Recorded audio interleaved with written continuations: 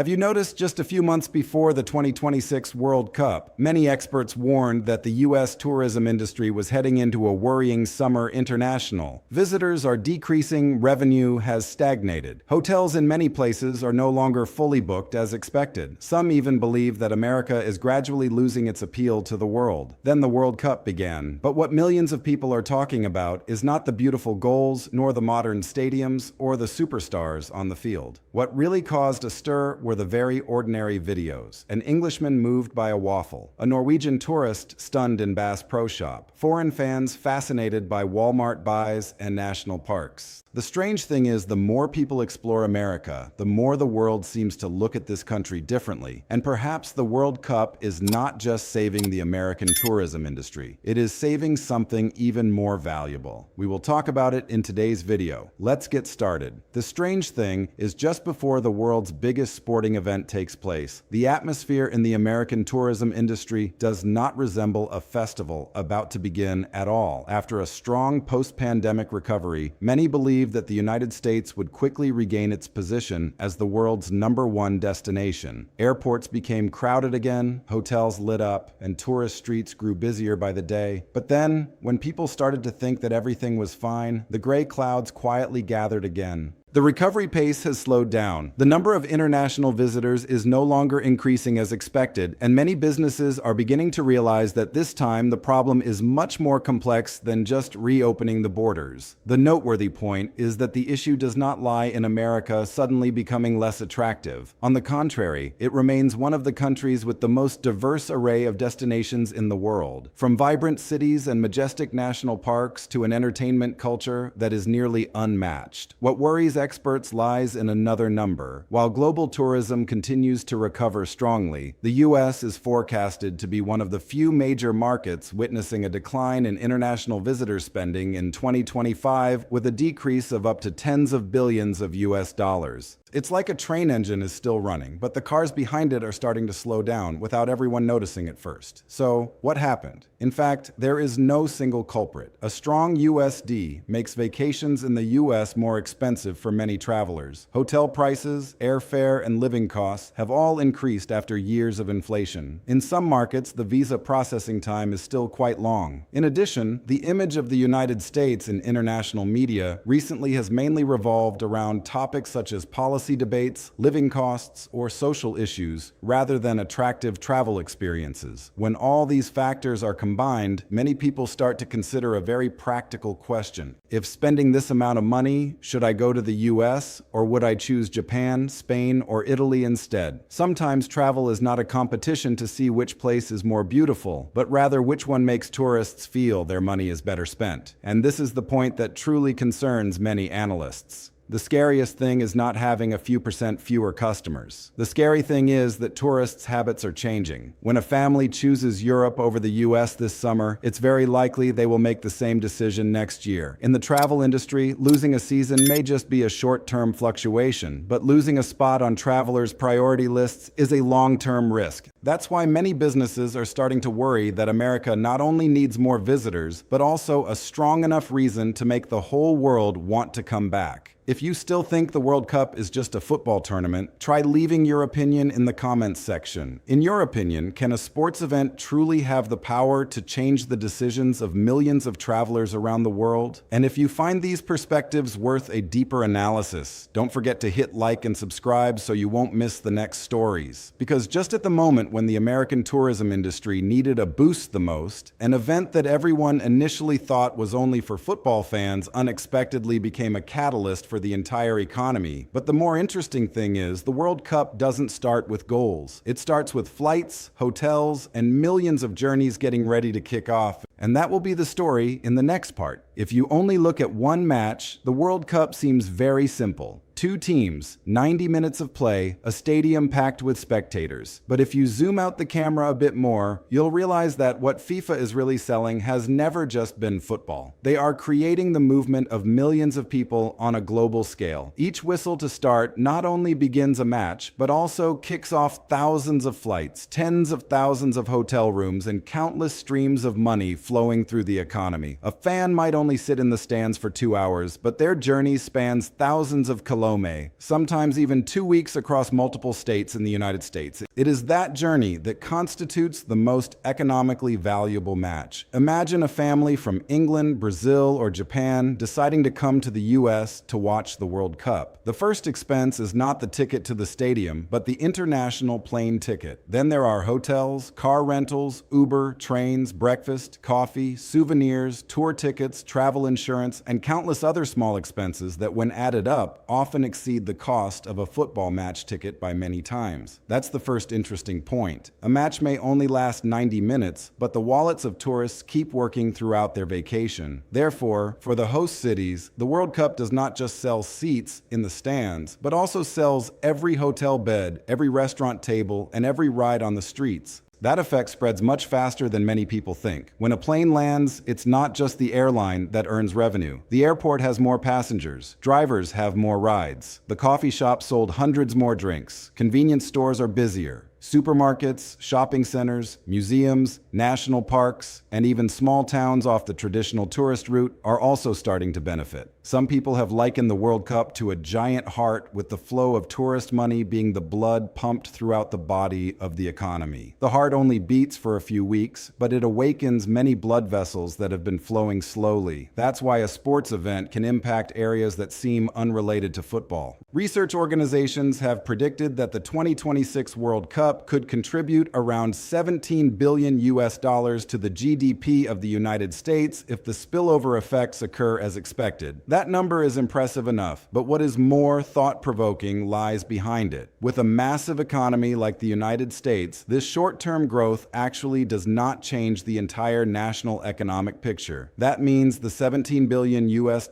is just the most visible part. The harder to measure value lies in the fact that millions of people will take stories, images, and experiences of America back to their homeland. A viral video of a road trip through Arizona or a photo taken at the Grand Canyon can sometimes have a promotional impact stronger than a marketing campaign costing tens of millions of dollars. But this is also when a very interesting paradox arises. If the World Cup generates such a large flow of money, why are there still cities with vacant rooms? Why haven't some hotels met expectations yet? Is it true that just having the World Cup guarantees big wins for all businesses? If you are also thinking the same way, please leave your opinion in the comments section. And if you enjoy economic perspectives told through relatable stories like this, don't forget to hit like and subscribe to join the channel, because in the next part we will discover something even more surprising. What makes the World Cup the most powerful promotional machine is not the goals, but the millions of videos voluntarily created by fans around the world. That is the effect that no country can easily buy with money. There is something very interesting that even FIFA cannot buy with money. It's not the number of spectators in the stadium, not the broadcast duration, it's not the million-dollar billboards either, but it was the moment when millions of fans voluntarily took out their phones, pressed record, and told the whole world, "You have to come to America at least once." That's when the World Cup is no longer just a football tournament. It has become a massive media campaign carried out by ordinary tourists themselves. No director, no script, no advertising contracts, only very genuine emotions. And in the age of social media, sometimes a genuine emotion can spread more powerfully than a marketing campaign that lasts for many years. If we turn back the clock a few years when mentioning America on the internet, the common images often revolved around Hollywood, political debates, elections, prices, or social issues that the media continuously highlighted. But the World Cup has inadvertently changed that algorithm. Just a few weeks later, TikTok, YouTube Shorts, and Instagram Reels were suddenly flooded with completely different content. An Englishman was left speechless in front of BIES. A Norwegian tourist couldn't believe that Bass Pro Shop resembled an amusement park. A group of fans burst out laughing when they first stepped into Costco. Others are fascinated by Walmart, Route 66, the Grand Canyon, or the vast national parks, to the point where they say, "This is the America we have never seen in movies."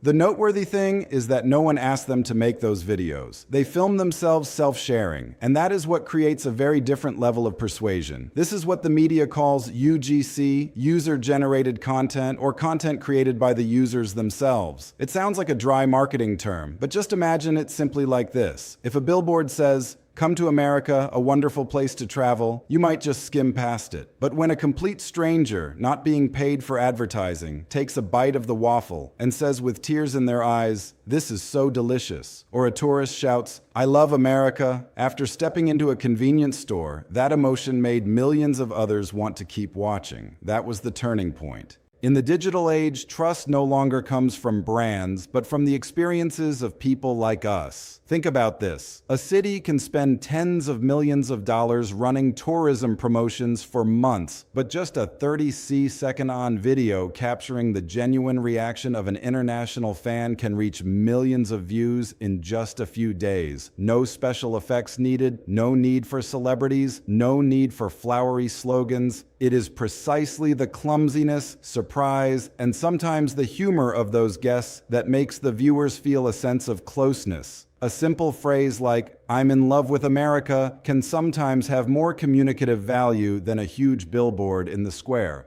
Because advertisements try to convince you to believe, while genuine emotions make you want to believe on your own. And even more interestingly, the most viral videos do not feature the White House, Times Square, or the famous Hollywood sign. Instead, they are very ordinary things: a bottle of ranch dressing, a food stand at a gas station, a barbecue meal in Kansas City, a road through the Arizona desert, or an afternoon watching the sunset in Zion National Park. Those images serve as a reminder that the allure of America lies not only in the symbols known to the whole world, but also in the very rhythm of everyday life. Hollywood once sold the world the American dream, and the World Cup inadvertently allows millions of tourists to talk about American life, and those two things are completely different. If you've also watched these kinds of videos and found yourself smiling, please share in the comments which moment impressed you the most. Is it the giant buys, Costco, the Route 66 highways, or the majestic national parks? And if you like the way we are uncovering the lesser-known stories behind the World Cup, don't forget to hit like and subscribe to continue following the channel. But wait, the story doesn't stop on social media, because all those videos only show how much tourists love America. What moves many Americans even more is the opposite reaction, the way the American people open their arms to welcome guests from all over the world. And that is the most important emotional piece of the entire story.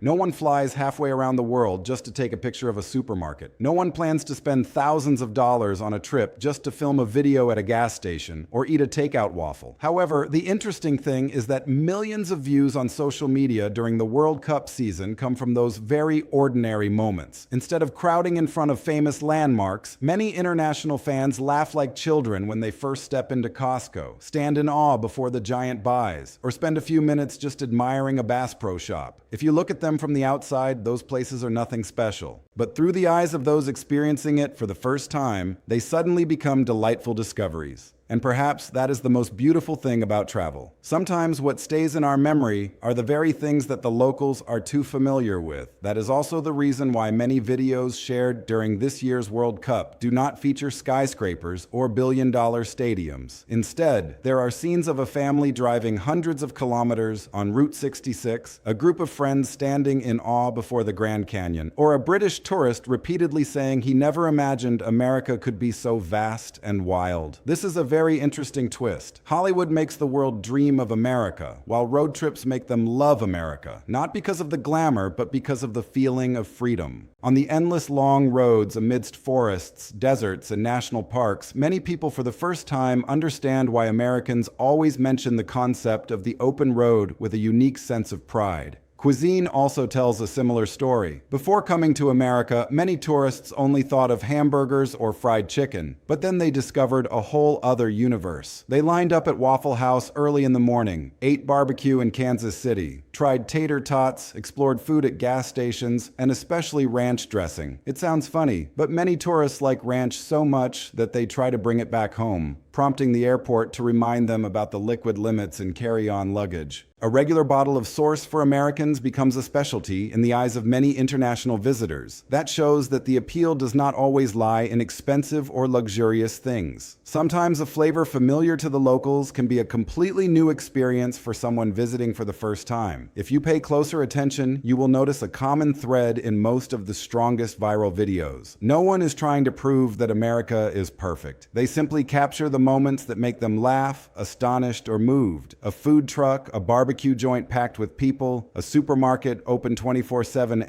a sky so vast it seems to have no end. People have always been curious about the ordinary lives of others. We watch those videos not because Walmart is more beautiful than a European palace, but because they help us step into the daily life of a foreign country. It is precisely the feeling of, so this is how Americans live, that captivates millions of viewers. There is a very nice saying, you cannot love a place just by seeing its symbols. To truly love a country, you must see how its people shop, eat, drive, converse, and enjoy the little things every day. Perhaps that's why the World Cup has inadvertently achieved something that many tourism promotion campaigns might not have been able to do. If Hollywood once sold the world the American dream, then the World Cup sells American life. And for many people, real life always has a more lasting appeal than stage dreams. If you also have the opportunity to go to the US, what would be the first thing you want to experience? A road trip across the states, a proper Texas barbecue, or simply stopping by Bees to see why this place has the whole internet buzzing? In the end, perhaps the title of this video is only half right. The World Cup may have helped the US tourism industry regain momentum just when it needed it. But what is saved beyond the statistics is the image of America in the eyes of millions. Perhaps the greatest value of the 2026 World Cup is not the billions of dollars spent over a few weeks, but rather the millions of people who left the United States with a very different mindset than when they arrived. And sometimes that is the investment that brings the longest lasting returns for the tourism industry of any country. What about you? After watching this entire story, do you think the World Cup has really saved the American tourism industry? Or is the most valuable thing the tournament has brought about the way it has made millions of people view America more positively? Please share your opinion in the comments section. I always read many of your opinions, and who knows, your perspective might appear in the next video. If you enjoy content analyzing the economy, society, and America from multiple perspectives, don't forget to like, subscribe to the channel, and turn on notifications so you don't miss the latest videos. Please note this video is compiled from various public information sources and is intended solely for analysis, providing a reference perspective, and promoting discussions. Some figures and forecasts may change over time as new data is released. Thank you for watching, and see you in the next